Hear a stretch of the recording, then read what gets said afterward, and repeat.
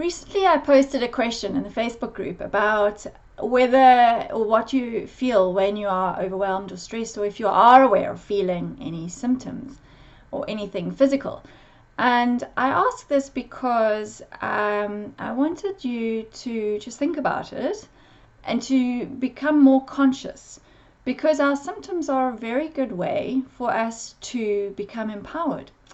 And I mentioned in my last video, it was video 6, that when you become aware of not being well, a lot of the times it results in feeling very anxious and very resentful and frustrated, and that the healing actually comes when you start to soften into it and see that this is actually in its own way a gift, because what your body is doing is it is telling you that there's imbalance, and what it is doing is giving us a very clear signal when that imbalance is occurring as well.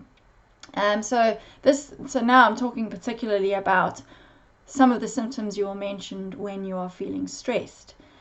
Now, for most of us who become exhausted, the problem is we are initially very disconnected, and it's actually quite a task to start to learn to listen, because we learn to shut down at a young age in order to feel safe and to not feel the overwhelm of all those feelings. So I remember years ago, I suddenly made the connection that when I wasn't sleeping, it was because I was stressed.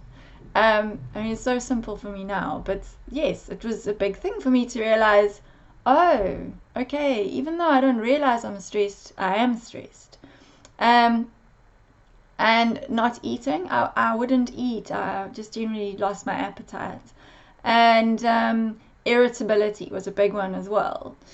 Then what I hadn't even recognized in my body was the holding of my breath and the holding in my chest. So now with the adrenal fatigue, what I became aware of was whenever I was feeling overwhelmed, I was tight everywhere. I was literally engaged in holding it all together.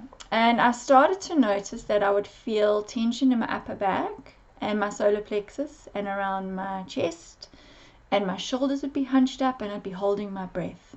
And I'd generally also be doing a lot and feeling a bit driven and wired. And so what did I do? When I started to realize that that was an indication to me that I was feeling unsafe, and that I was feeling like, well, that I was obviously in fight and flight, I would, 1, stop, and 2, I would sit down with myself, literally, with the part of me that was afraid or feeling overwhelmed, and I still do this all the time.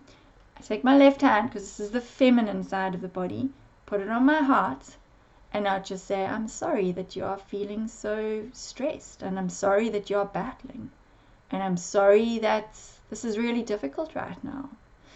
And then I'd say to myself, but it's okay. You are okay now. I say this because I'm not a child anymore, and the fear that I'm feeling is a child's fear. It is the fear that comes from being little and being unsupported in a time of stress. And I'm not that person anymore. I have this present day adult self who is capable and responsible and has emotional maturity and understanding that my child self didn't. So this is my adult saying to my child, you are okay. Sometimes I'll even hug myself and rub my arms. And there's more to this. It's actually, there are, this gesture helps to release oxytocin in the body, and helps to actually calm the body. So it's a compassionate kind of self-soothing. And then I would breathe. I do breathe. The third one, breathe deeply, because I'm clearing as I've said, when we breathe deeply, it is the opposite of what we do when we're stressed. Stress response results in us holding our breath and breathing shallowly. The body can only breathe deeply when it feels safe. So to breathe deeply, you are telling your body, I am safe. So it's kind of hijacking that response and using it in your favor. And when I say breathe deeply, that is breathing deeply into the belly and breathing out again. And the deeper you breathe out, the more you breathe out, the more fully you breathe out, the more fully you can breathe in. So the breath is very empowering to calm and soothe. I posted a post in the group as well about how to feel safe. And I'd like you to have a look at that too. So whenever you start to notice these symptoms, recognize them as your body saying, listen, something needs to change, and this is your opportunity to change it. The more regularly you change your response in times of stress, you are rewiring your brain so that you start to have a different default response, and you start to become more empowered as well in realizing that you're connected. With connection you have power, because there's a communication going on with you and your body, and you can start to do something differently about it.